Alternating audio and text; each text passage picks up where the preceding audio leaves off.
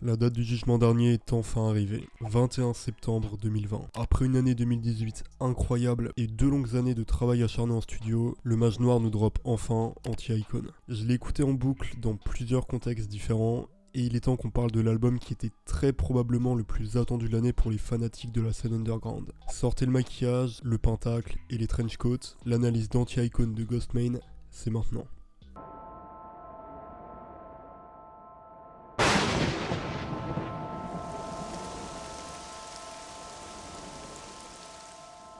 On va commencer par le premier morceau, et là rien de nouveau, Ghost a repris la même recette que sur les projets précédents, pour mon plus grand plaisir, à savoir une intro full instrumentale en mode sas de décompression pour nous faire lentement rentrer dans la vibe de l'album. Destitute, c'est donc une atmosphère pesante, crispante, accompagnée de grosses percus et sirènes lointaines, de quoi nous préparer à ce qui est selon moi le meilleur morceau de l'album, Vagabond.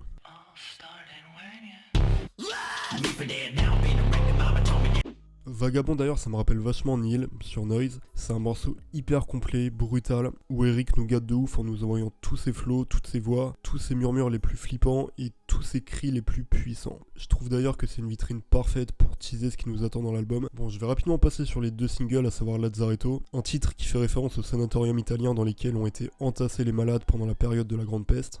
Belle époque. Et évidemment AI, qui était mon gros coup de cœur du moment et qui est un morceau tellement puissant qu'à lui seul il permet vraiment de classer l'album au rang de classic shit instantanément. D'ailleurs au passage je vous invite à aller checker le clip pour ceux qui l'auraient pas vu, clip qui est vraiment magnifiquement réalisé et c'est du Ghostemane tout craché quoi.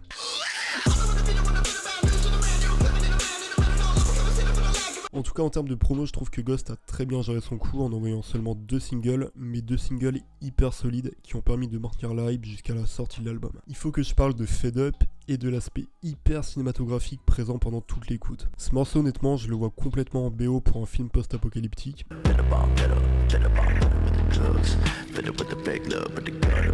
Je rappelle que tout l'album est entièrement produit par Ghostemane en personne, donc écriture, record, prod, mixage.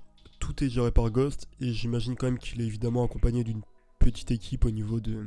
ouais, peut-être du mixage quand même. Mais voilà, globalement c'est un produit brut qui vient à 100% de Ghostemane, comme pour tous ses albums précédents d'ailleurs. Donc voilà, on sent que ça vient du cœur, et pour moi Fade Up c'est la vraie bonne surprise de l'album. Un morceau où il va rapper sur son incapacité à comprendre la société, et encore une fois sur le rejet dont il peut faire preuve, alors qu'avant justement c'est un truc dont il se plaignait. On voit du coup que Ghost a vraiment step up et pris en maturité, car il parle de ce mal-être avec un détachement colossal, et c'est justement cet aspect presque arrogant que j'adore sur le morceau. Arrivé au milieu de l'album, on tombe donc sur une interlude musicale. Encore une fois, la recette Ghostemane est bonne, donc aucune raison de la changer. Passé la moitié de l'album, j'ai l'impression qu'on entre dans une phase plus torturée et expérimentale. Je vous laisse avec Hydrochloride qui illustre parfaitement mes propos.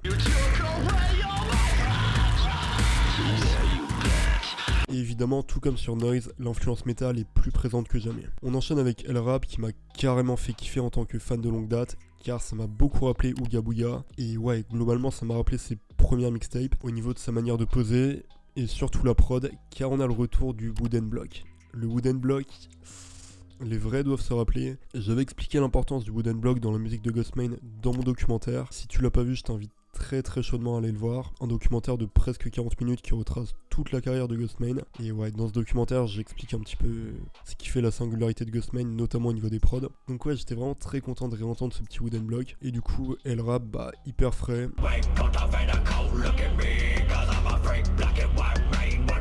On a un petit peu une ambiance château de Bowser.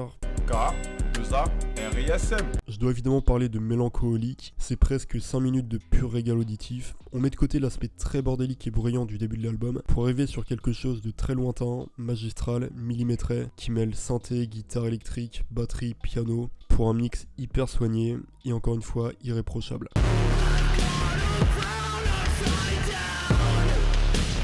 Pour moi, ce genre d'innovation chez Ghostemane, c'est un grand oui, c'est très riche, c'est magnifique, genre, ça défonce. Mais connaissant Ghost, on pouvait pas terminer sur quelque chose d'aussi calme. Anti-Icon se termine donc sur des putains de screamers auditifs.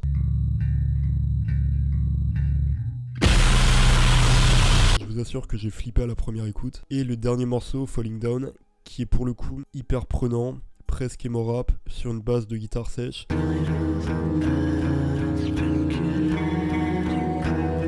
d'ailleurs ça m'a beaucoup rappelé ce qu'il avait développé sur Opium, un petit EP de 3 titres, ambiance un petit peu Nirvana qu'il a sorti l'année dernière, qui était d'ailleurs très très sympa. Bref, sur Anti-Icon, j'ai l'impression que Ghostmane a synthétisé toutes les réussites critiques de sa carrière pour nous proposer un contenu très concis, hyper efficace, qui va droit au but. Ouais, il faut savoir qu'on a 13 titres, donc 13 titres pour 2 ans d'attente, c'est quand même assez peu, mais honnêtement ils en valent la peine car tous les morceaux sont hyper lourds en fait, tout simplement. J'ai vraiment cette impression, contrairement à beaucoup d'artistes qui n'évoluent pas, que Ghost, chaque fois qu'il drop un projet, il va quand même gratter et récupérer l'expérience et tout de même ce qu'il y a de bon là-dedans en fait. Il va le synthétiser et il va te recracher ça dans son prochain projet. Et là pour le coup Anti-Icon, c'est vraiment le projet qui définit Ghostmane. Franchement ça reprend tout ce qu'il a pu drop auparavant avec un côté plus pro, plus mature. Donc encore une fois je suis juste hyper fier du jeune Ghost. J'ai vraiment l'impression qu'Anti-Icon c'est la suite logique de Noise qui était, je le rappelle, absolument génial. Et je suis persuadé que malgré tout ce qu'il nous a montré, il en a encore sous le coude. Anti-Icon c'est une vraie expérience auditive, je le répète, mais aucun autre artiste n'arrive à me faire ressentir ce que Ghostmane me procure. Il a un style réellement unique,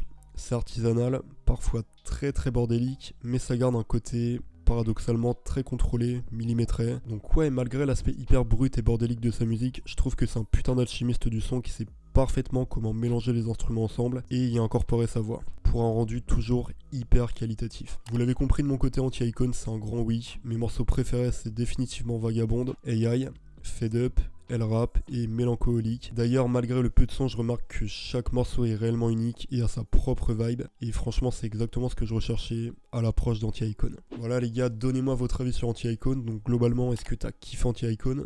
Donne-moi tes morceaux préférés. Et j'imagine que Vagabond va plaire à beaucoup de monde parce que c'est beaucoup trop brutal et c'est juste génial. J'ai pas grand chose d'autre à dire, mais juste, ouais, j'ai adoré. Je suis vraiment pas déçu, c'est un projet que j'attendais évidemment énormément, et encore une fois Ghost ne déçoit pas. Du coup au passage j'en profite évidemment, si t'as pas vu mon documentaire va le checker, c'était beaucoup de travail, c'est la vidéo sur la chaîne qui m'a demandé le plus de taf, tu pourras découvrir littéralement toute sa carrière, et ce qui est cool c'est que du coup ma petite critique d'Anti-Icon vient compléter ce que j'avais pu dire à la fin du documentaire, donc bénef. À côté de ça, vous le savez peut-être pas, mais j'ai lancé un nouveau concept dernièrement, donc Rap Corner, je t'invite à aller checker ça. D'ailleurs ça a pas fait beaucoup de vues les gars, putain, terrible. C'est une petite émission mensuelle en fait, où je décortique des albums, de la pure trap comme de l'underground. Je présente des artistes peu connus, j'ai quelques petites rubriques, enfin je te laisse aller checker ça, mais crois-moi ça vaut le coup, c'est un truc sur lequel j'ai beaucoup taffé. Bref, je vais pas plus m'attarder, en tout cas, Anti-Icon, quel régal. C'était Spartak, n'oublie pas le petit like, le commentaire, l'abonnement,